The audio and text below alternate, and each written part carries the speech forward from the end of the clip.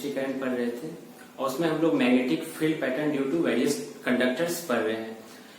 2 point हम लोग पढ़ चुके हैं, कौन कौन सा? एक स्ट्रेट कंडक्टर की वजह से और एक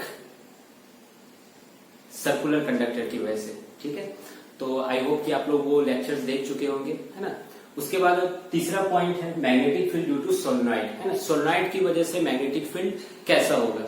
अब ये सोलेनॉइड आपके लिए एक नया टर्म है, तो सबसे पहले मैं उसको डिफाइन कर दिया हूं यहाँ पर, है ना, कि सोलेनॉइड होता क्या है, मतलब किस तरह के स्ट्रक्चर को सोलेनॉइड कहते हैं, है ना। ये भी एक तरह का स्ट्रक्चर ही है, जैसे कि सर्कल, है ना।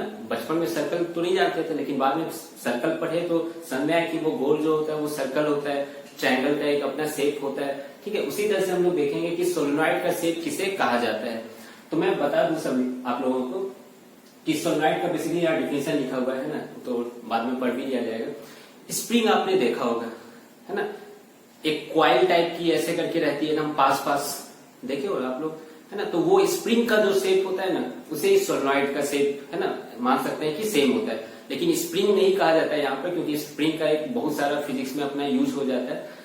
सोलेनॉइड में बेसिकली क्या होता है, वो जो मेटल का जो स्प्रिंग में आप लोग देखते हो जो क्वाइल टाइप का रहता है, यहाँ बेसिकली वो वायर रहता है। और कौन सा वायर रहता है? कॉपर वायर, है ना। और अच्छे से कहा जाए तो इंसुलेटेड कॉपर वायर रहता है। ठीक है, वो स्प्रिंग के शेप में ऐसे लपेटा हुआ रहता है। ठीक है, क्वाइल टाइप का बना हुआ रहता है, तो उसी को सोलेनॉइड कहा जाता है ना। लार्ज नंबर ऑफ टर्न्स होते हैं क्वाइल के, और उसी क्वाइल में वो जो इंसुलेटेड कॉपर वायर का क्वाइल है, उसी में करंट फ्लो हो रहा होता है ना। तो वही यहाँ पर पढ़ना है कि वो जो करंट फ्लो होगा उस क्वाइल में, उसकी वजह से मैग्नेटिक फील्ड पैटर्न उसके आसपास कैसा बनेगा, है ना। वही हम लोगों को इस टॉपिक में पढ़ना है।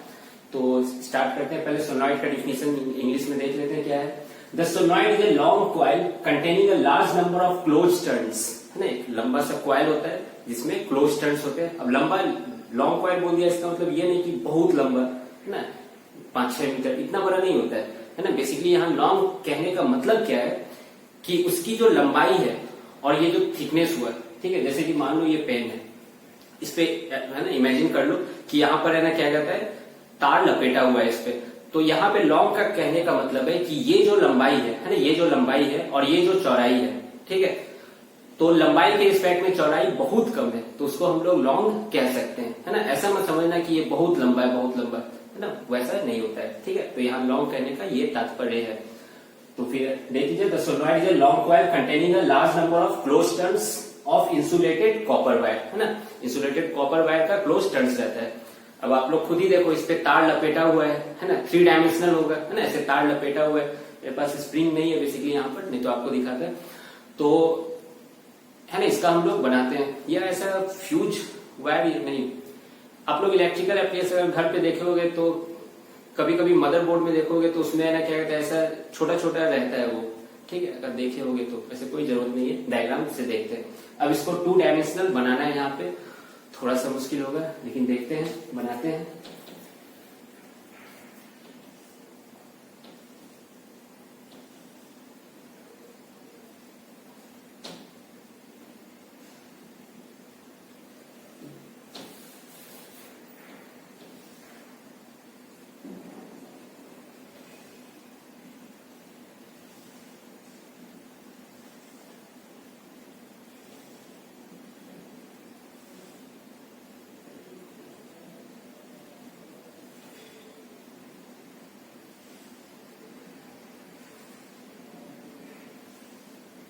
देख पा रहे हो आप लोग कैसे बना रहा हूं मैं, है ना। बीच में डॉट कर रहा हूं और फिर है ना एक बार मतलब कि पूरा मार्क टाइप का है ना। वो डॉट का क्या मतलब है, डॉटेड लाइन से मैं क्यों रिप्रेजेंट कर रहा हूं, आपको अभी जस्ट समझ में आ जाएगा।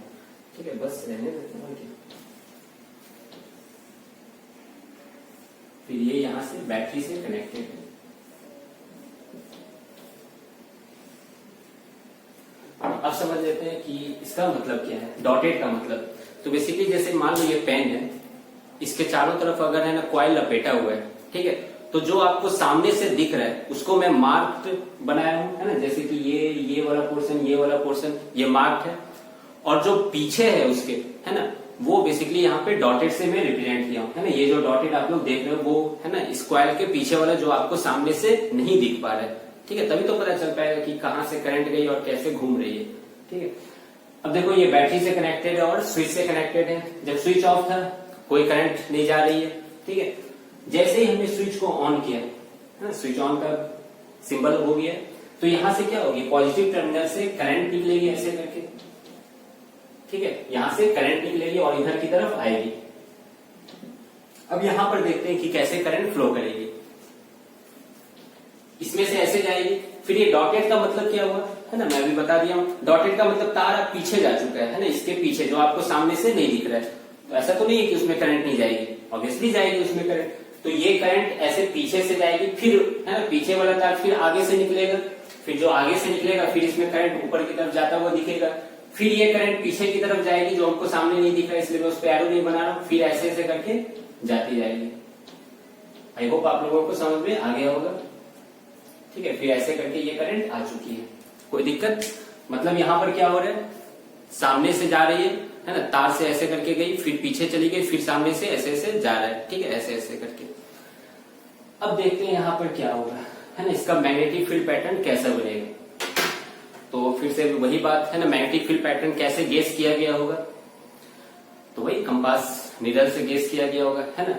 इसको हर जगह है ना कंपास निडल को रखा गया होगा, है ना, फिर देखा गया होगा कि कैसा है ना यहाँ पर बन रहा है फिगर मैग्नेटिक फील्ड लाइंस का, फिर सबको जोड़ दिया गया होगा, है ना, सारे डायरेक्शन को, तो फिर मैग्नेटिक फील्ड पैटर्न बन जाएगी। अब चूंकि हम लोगों को यहाँ पे एक्सपेरिमेंट तो नहीं करना है, डायरेक्ट हम लोग बनाएंगे। अब मैं यहाँ पर है ना एक चीज आप लोगों से पूछना चाहता हूँ कि अगर आप प्रीवियस वीडियो देखे होंगे तो याद भी होगा, मैं जब सर्कुलर कॉइल के बारे में पढ़ा रहा था तो आपको मैंने कुछ क्लॉक फेस रूल बताया था, याद है, क्लॉक फेस रूल। यहां उसका थोड़ा सा हेल्प आएगा, इसीलिए मैं बोल रहा हूं क्लॉक फेस रूल। उसमें क्या था, अगर किसी सर्कुलर कॉइल का सामने वाला फेस, पहले क्लॉकवाइज ले लेते हैं, अगर क्लॉकवाइज में करंट मूव कर रही है ना, तो ये साउथ पोल की तरह बिहेव करता है, याद आ रहा है आप लोगों को। और वही अगर करंट एंटी क्लॉकवाइज में मूव कर रही है तो ये नॉर्थ पोल में बिहेव करता है, नॉर्थ पोल की तरफ, है ना। मैं बताया था पिछले लेक्चर में, अगर नहीं देखे तो प्लीज आप लोग पिछला लेक्चर देख लीजिए, है ना, बहुत अच्छे से समझ में आ जाएगा, ठीक है। साउथ पोल की तरह बिहेव करता है, इसका मतलब मैग्नेटिक फील्ड लाइंस इसमें एंट्री मारेगी, और ये वाला फेस साउथ पोल है तो उसके उधर वाला फेस कैसा बिहेव करेगा, ऑब्वियसली नॉर्थ पोल की तरह, क्योंकि पोल कभी हमेशा पेयर में एग्जिस्ट करते हैं, तो उसके उधर वाला नॉर्थ पोल की तरह बिहेव करेगा। इसका मतलब वहां से मैग्नेटिक फील्ड लाइंस निकलेगी और साउथ पोल में एंट्री मारेगी। उसी तरह यहाँ से मैग्नेटिक फील्ड लाइंस निकलेगी आपकी तरफ, फिर घूम के उधर से साउथ पोल में आएगी, है ना, उसका पीछे वाला साउथ पोल की तरह बिहेव करेगा, ठीक है। अब देखिए मैं यहाँ पे इसका क्यों जिक्र किया, अगर आप इसको इस साइड से देखो, है ना, मान लो कि ये कॉइल है, इसमें करंट लपेटा हुआ है, इस साइड से देख रहे हैं, ठीक है, इस साइड से देखोगे तो क्या लगेगा आपको, ये भी एक सर्कल की तरह है जिसमें बहुत सारे नंबर ऑफ टर्न्स बहुत ज्यादा है, यहाँ पर यही तो फील होगा। तो सर्कल में जैसा है ना, क्या कहता है, पोल बनेगा इस रूल से, उसी तरह से यहाँ पर भी हम लोग पोल गेस कर सकते हैं। अब जैसे कि इसमें मैं कैसे लपेटा हूं, ऐसे करके, है ना, तार गया है यहाँ से, फिर पीछे की तरफ घूमा है, मतलब करंट ऊपर गई फिर ऐसे करके घूमी। अब इसको गोल की तरह इमेजिन कीजिए, करंट ऐसे गई फिर पीछे की तरफ से नीचे आई है, ऐसे गई फिर पीछे की तरफ से ऐसे आई है। अब यहाँ पे एक गोल ले लेते हैं, ठीक है, एक अगर यहाँ पर गोल ले लेते हैं तो करंट ऐसे जा रही है और पीछे की तरफ से नीचे आ रही है, आगे की तरफ से ऊपर, पीछे की तरफ से नीचे। तो ये कैसा क्लॉकवाइज है कि एंटी क्लॉकवाइज है, सोच लो, ऐसे ऐसे, है ना, मेरी आंखों से देखो तो ये वाला जो मेरा डायरेक्शन है हैंड का मूवमेंट का, वो क्लॉकवाइज है कि एंटी क्लॉकवाइज है, सोच लो, सोच लियोगे, एंटी क्लॉकवाइज है ना। हाँ, तो एंटी क्लॉकवाइज है तो वो वाला जो सामने वाला फेस होता है वो कैसे बिहेव करता है, नॉर्थ पोल की तरह बिहेव करता है। क्लियर हुआ ये चीज। तो ये वाला जो फेस होगा वो किस तरह बिहेव करेगा बाबू, नॉर्थ पोल की तरह बिहेव करेगा, ठीक है। और ये वाला फेस किस तरह बिहेव करेगा, फिर यहाँ पे आप थोड़ा सा इधर इस डायरेक्शन में आना होगा, है ना। यहाँ पर क्या हो रही है, देखो करंट आ रही है ना, मतलब यहाँ से सामने से ऐसे करके आ रही है, ठीक है, ऐसे करके, मतलब ये वाला देखो ऐसे करके।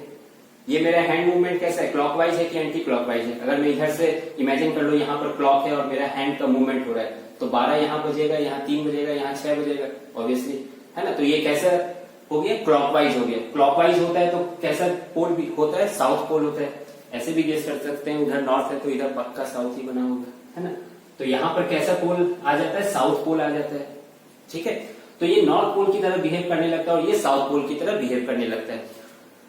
और फिर देखा गया जो मैग्नेटिक फील्ड लाइंस बनाया गया था तो उसमें देखा गया कि ये बिल्कुल भी बार मैग्नेट की तरह यहाँ पे मैग्नेटिक फील्ड पैटर्न्स आते हैं। अब खुद इमेजिन कर लो ये एक बार मैग्नेट है जिसका इधर नॉर्थ पोल है और इधर साउथ पोल है, तो गेस करो कैसा मैग्नेटिक फील्ड लाइंस होता था, याद होगा है ना, 2-3 लेक्चर पहले ये पढ़ चुके हैं हम लोग। तो मैं बना देता हूं यहाँ पर, नॉर्थ पोल से निकलता है और घूमकर साउथ पोल में आता है। और मैग्नेटिक फील्ड लाइंस की खासियत क्या होती है, they always for close loops, है ना। सो हम लोग जो भी बनाएंगे वो क्लोज लूप बनाएंगे यहाँ पर।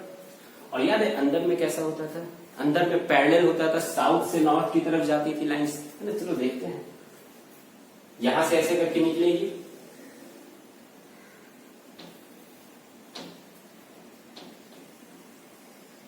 ऐसे करके इंची मारेगी, ठीक है, फिर ये क्लोज लूप बनाएगी, ऐसे करके इधर भी जाएगी, कोई दिक्कत है ना। मैं डायरेक्शन दे देता हूं, इधर से ऐसे जा रही है, ऐसे करके आ रही है और यहाँ पे ऐसे करके जा रही है, ठीक है। जो ब्लू है वो मैग्नेटिक फील्ड लाइन से और जो ब्लैक से मैंने रिप्रेजेंट किया वो करंट का डायरेक्शन है ना, करंट कैरिंग वायर का है।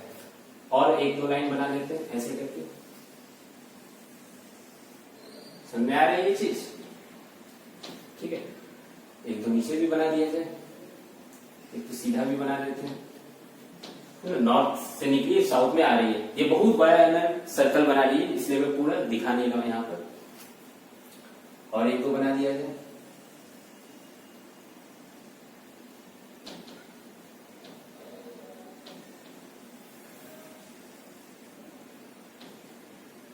ठीक है। नॉर्थ से निकली साउथ की तरफ एंट्री मारी, एक लाइन और बना दिया जाए, चलो ठीक है। नॉर्थ से निकली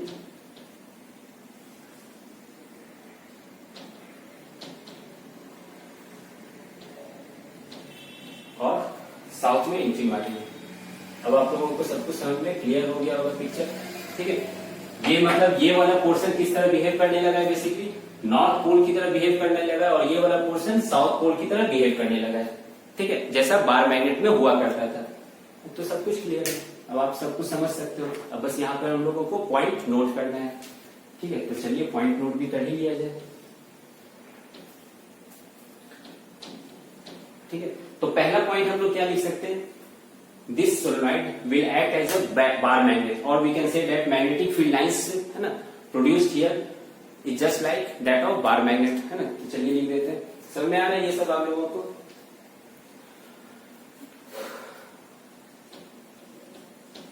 मैग्नेटिक फील्ड लाइंस, इसको ऐसा करते हैं, ऊपर लिख देते हैं,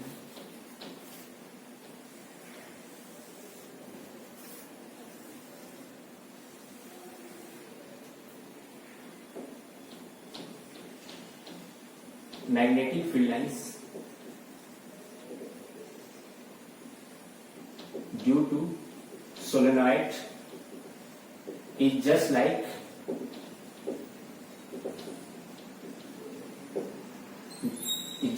that of बार मैग्नेट, है ना। ये लाइन आप लोगों को समझ में आ गई, बार मैग्नेट की तरह जैसे मैग्नेटिक फील्ड लाइन पैटर्न बनता था वैसे ही सोलेनॉइड का भी पैटर्न बनता है। और हम लोग क्या कह सकते हैं, इनसाइड सोलेनॉइड, है ना। इनसाइड सोलेनॉइड बहुत एक इंटरेस्टिंग चीज हुआ है। इनसाइड सोलेनॉइड जो मैग्नेटिक फील्ड लाइन है वो साउथ से नॉर्थ की तरफ जा रही है ना।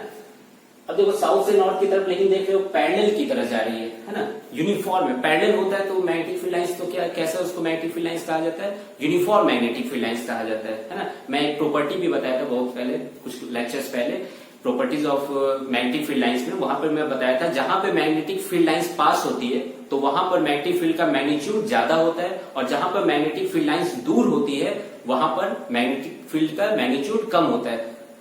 और जब कांस्टेंट होती है, ये क्वेश्चन भी मैं इनफैक्ट करवाया है ना, एक क्वेश्चन जब न्यूमेरिकल वाला क्वेश्चन किए थे, तो जहां पर कांस्टेंट होती है मतलब पैरेलल होती है मैग्नेटिक फील्ड लाइंस, तो हम लोग कह सकते हैं magnetic field is constant everywhere, है ना। मतलब इनसाइड सोलेनॉइड यहाँ पर यहाँ पर यहाँ पर हर जगह मैग्नेटिक फील्ड का वैल्यू क्या होगा, सेम होगा, ठीक है, उसका मैग्नीट्यूड सेम रहेगा, ठीक है। तो inside magnetic field we can say that magnitude of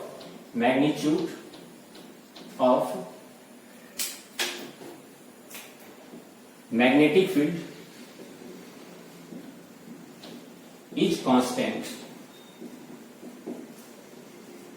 ठीक है। ये ऐसा क्यों कर रहा है? क्योंकि यहाँ पे पैरेलल मैग्नेटिक पैटर्न बन रहा है, मैग्नेटिक लाइंस पैरेलल है यहाँ पर। इसी को हम लोग क्या कहते हैं बाबू? Uniform magnetic field. इसी चीज को हम लोग यूनिफॉर्म मैग्नेटिक फील्ड भी कहते हैं। तो आई होप कि आप लोगों को ये पॉइंट समझ में आ गया होगा। अब देख रहे थे आप लोग कि जब भी हम लोग कोई है ना पैटर्न पढ़ रहे थे, तो उसके बाद हम लोग देख रहे थे कि उसको उसके मैग्नीट्यूड ऑफ मैग्नेटिक फील्ड को कैसे बढ़ाया या घटाया जा सकता है। ठीक है, तो यहाँ पर भी हम लोग देख रहे थे मैग्नीट्यूड के बारे में, डायरेक्शन के बारे में तो आप लोग समझ ही लो, है ना।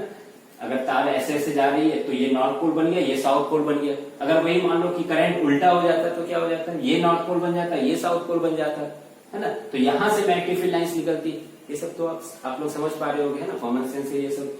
ठीक है, तो चलिए मैग्नेटिक फील्ड किस पे डिपेंड करती है हम लोग देख लेते हैं। मैग्नीट्यूड ऑफ मैग्नेटिक फील्ड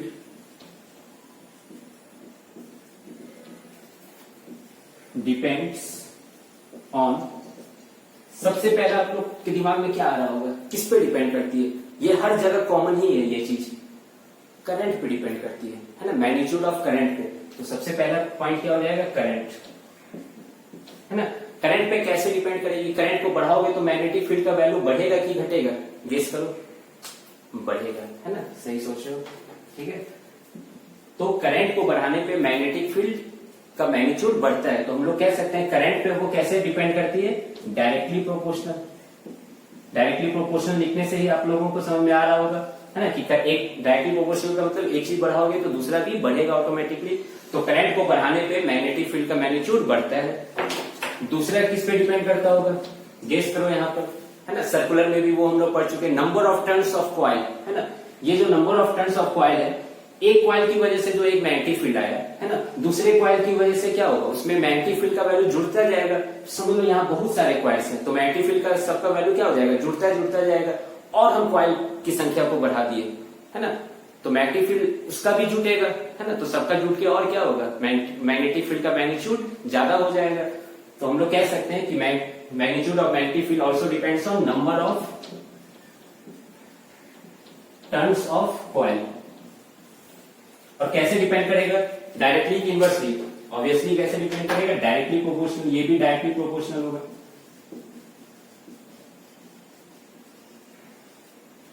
ठीक है, तीसरा देखते हैं हम लोग, है ना।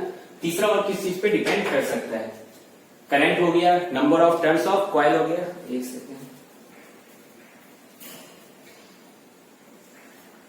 हाँ, करंट हो गया, number of turns of coil हो गया। और किस पे डिपेंड कर सकता है? हाँ, एक चीज नया है यहाँ पर, इसके अंदर जो बेसिकली जब सोलनॉइड बनाते हैं जिसका जो हम लोग यूज करते हैं, तो ऐसा नहीं कि ये खाली ऐसा रहेगा। अब खुद समझो ना, खाली है ना, क्या कहता है, टिक पाएगा क्या? ऐसे गोल गोल घुमा दो तार को तो वो टिक पाएगा?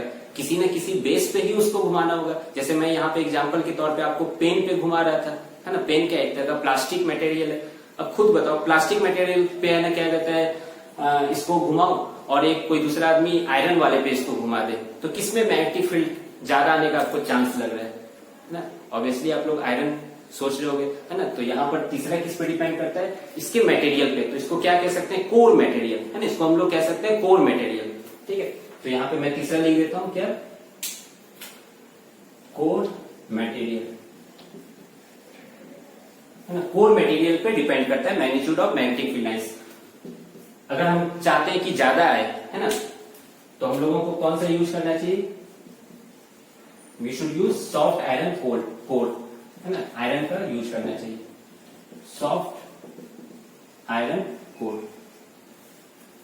ठीक है, सॉफ्ट आयरन कोर यूज करोगे तो मैग्नीट्यूड ऑफ मैग्नेटिक फील्ड बहुत ज्यादा रहेगा। स्टील भी कुछ लोग यूज सोच रहे होंगे, स्टील भी यूज कर सकते हैं सर, हाँ, तो स्टील भी यूज कर सकते हो, मैग्नेटिक फील्ड आएगा। लेकिन उसका एक प्रॉब्लम होता है ना। प्रॉब्लम क्या होता है? वो हम लोग जब इलेक्ट्रोमैग्नेट पढ़ेंगे तो उसमें थोड़ा सा डिस्कस करेंगे, वो भी बहुत ज्यादा डिटेल में डिस्कस नहीं करेंगे। बेसिकली ये फिर क्लास 12 का टॉपिक हो जाएगा, तो उसमें हम लोग थोड़ा सा डिस्कस करेंगे कि उसमें क्या प्रॉब्लम आएगा। तो आई होप कि आप लोगों को ये समझ में आ गया होगा। ठीक है, magnetic field due to sunlight, है ना। इसका पैटर्न याद रखना बहुत इजी है, बार मैग्नेट की तरह है, नॉर्थ साउथ करना जान लो, है ना। गोल गोल घुमा दो करंट को, देखो कि कैसा उसका डायरेक्शन है, क्लॉक फेस रूल से बना दो, है ना। ये सब पॉइंट्स इंपॉर्टेंट है। मैग्नीट्यूड ऑफ मैग्नेटिक फील्ड किस पे डिपेंड करता है आप लोग देख चुके हो, है ना। उसको बढ़ाना है तो फिर किसको बढ़ाना होगा ये भी समझ में आ गया होगा। करंट को बढ़ाओगे बढ़ जाएगा magnetic field, number of turns of coil बढ़ाओगे बढ़ जाएगा मैग्नेटिक फील्ड, कोर मटेरियल में सॉफ्ट आयरन कोर को यूज करोगे बढ़ जाएगा मैग्नेटिक फील्ड, है ना। तो फिर अभी के लिए इतना ही रखते हैं, है ना। आप लोग जल्दी से इसको नोट करो। ऐसा करते हैं आज का लेक्चर इतना ही रखते हैं, है ना। इसके बाद हम लोगों को पढ़ना है इलेक्ट्रोमैग्नेट, है ना। उसमें सोलेनॉइड का बेसिकली एप्लीकेशन होता है इलेक्ट्रोमैग्नेट, है ना। तो वो बहुत इंटरेस्टिंग इसका एप्लीकेशन पार्ट है, तो उसको हम लोग नेक्स्ट लेक्चर से में देखते हैं। आप लोग जल्दी से नोट कीजिए। Have a nice day, thank you.